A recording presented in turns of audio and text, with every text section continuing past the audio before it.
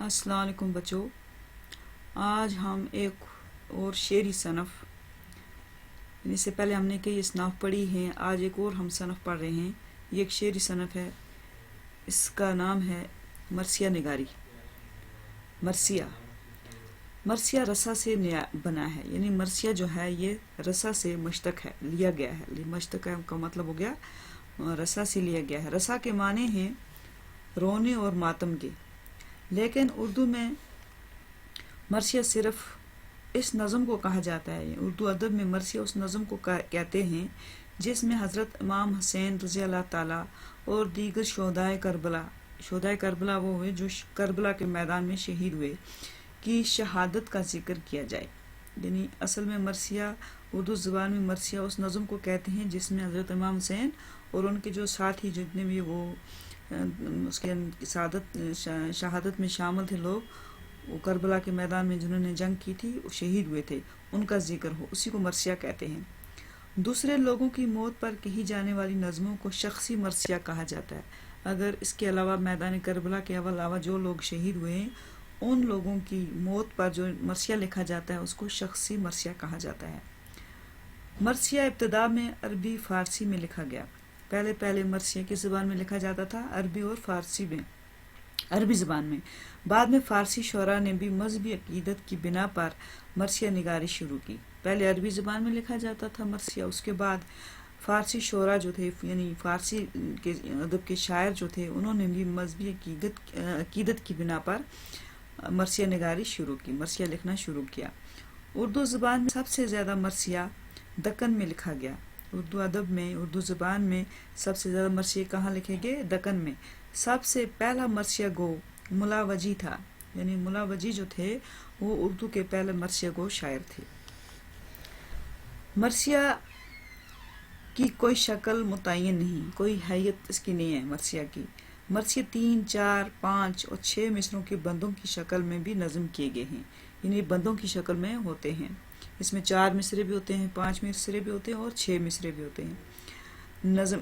تاہم شہدائے کربلا کے ماتم میں جو مرثیے لکھے جاتے ہیں، یعنی جو اس میں شہدائے کربلا کے جو لوگ شہید ہوئے ہیں، کربلا میں جو شہید ہوئے ہیں، ان کے ماتم پر، یعنی ان کی موت پر، ان کی شہادت پر جو مرثیے لکھے گئے، ان میں چند اجزاء کا حاصل خیال رکھا جاتا ہے، یعنی ان میں کچھ اجزاء ترکیبی بھی ہیں، ان میں کچھ اجزاء ترکیبی بنائیں گے، اسی پر وہ مرثیہ بنا گیا ہے۔ مثلا چہرہ، پہلا اس کا جز ہے چہرہ۔ چہرہ مرثیے کی تمہید کو کہتے ہیں، یعنی شروعات، مرثیے کی شروعات کس سے ہوتی ہے؟ چہرہ سے، تمہید سے۔ دوسرا ہے سراپا، اس حصے میں مرثیے کے ہیرو کے حد و حال، قد و قامت اور دیگر اوصاف کو بیان کیا جاتا ہے۔ یہ جو حصہ ہے، یہ جو جز ہے اس مرثیے کا، اس میں اس شہید ہونے والے انسان کے، یعنی ہیرو کون ہوتا ہے؟ جو شہید ہوا۔ مرثیے کے جو ہیرو ہوتا ہے، جو جس نے شہادت پائی، اس کے حد و حال، یعنی اس کے قد و قامت، یعنی اس کا جسم، ڈیل ڈول اور وغیرہ وغیرہ، اور اس کے اوصاف اس حصے میں بیان کیے جاتے ہیں۔ تیسرا جز ہے اس کا رخصت، اس حصے میں ہیرو کو میدان جنگ میں جانے کے لیے حضرت امام حسین اور عزیز و اقارب سے رخصت کہتے ہوئے دیکھا جاتا ہے۔ یعنی جب وہ میدان جنگ میں جاتا ہے تو وہ اپنے عزیز و اقارب سے، اپنے رشتہ داروں سے، حضرت امام حسین سے رخصت لے کر وہ میدان جنگ میں اترتا ہے لڑنے کے لیے، تو اس حصے میں اس کو کیا کہتے ہیں؟ رخصت، اس کو جز کہتے ہیں، اس جز کو ہم رخصت کہتے ہیں۔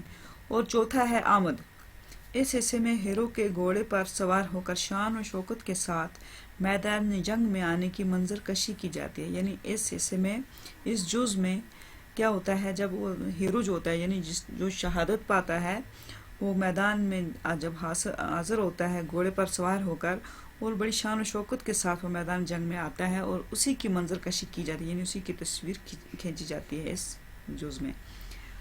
تو پانچواں ہے اس کا رجز، اس حصے میں ہیرو کے خاندان کی تعریف، بزرگوں کے کارناموں کا ذکر اور جنگ کے معاملات میں اپنی مہارت اور بہادری بیان کی جاتی ہے۔ اس حصے میں جو ہیرو ہوتا ہے، یعنی جس نے شہادت پائی، اس کے جو خاندان والے ہوتے ہیں ان کی تعریف کی جاتی ہے اور اس کے کارناموں پر روشنی ڈالی جاتی ہے۔ چھٹا جز ہے اس کا چھٹا عنصر اس کا یہ ہے جنگ. اس حصے میں جنگ کے ضمن میں ہیرو کی تلوار یعنی جس تلوار سے وہ لڑتا ہے اور گھوڑے کی تعریف کی جاتی ہے. جس گھوڑے پر وہ سوار ہو کر جاتا ہے میدان جنگ میں اور جس تلوار سے وہ کی مدد سے وہ لڑتا ہے اس کی تعریف کی جاتی ہے. 7واں جز ہے اس کا شہادت یعنی شہید ہونا. ہیرو کے میدان جنگ میں شجاعت کا مظاہرہ کرتے ہوئے بلا آخر دشمنوں کے ہاتھوں شہید ہونا بیان کی جاتا ہے. یعنی بڑی بہادری کے ساتھ بڑی شجاعت کے ساتھ جب وہ لڑتا ہے اور آخر کار پھر وہ دشمنوں کے ہاتھوں شہید ہو جاتا ہے تو اس حصے کو اس جز میں پیش کی جاتی ہے. اس کو شہادت کہتے ہیں. اور 8واں یعنی آخری یعنی مرثیے کے 8 اجزاء ہیں. یہ ہے بین. یہ مرثیہ کا آخری جز ہوتا ہے. یہ مرثیہ کا کون سا جز ہے؟ آخری جز ہے. اس حصے میں شہید کی خوبیاں مؤثر انداز میں بیان کی جاتی ہیں. جو شہید ہوتا ہے اس کی خوبیاں یعنی اس کی اچھائیاں اچھے انداز میں مؤثر انداز میں پیش کی جاتی ہیں. ماتم اور آوازاری کا بیان ہوتا ہے. اس میں ماتم ہوتا ہے، گریہ زاری ہوتی ہے وغیرہ وغیرہ. میر ببر علی انیس اور مرزا سلامت علی دبیر اردو کے مشہور و مقبول مرثیہ گو گزرے ہیں.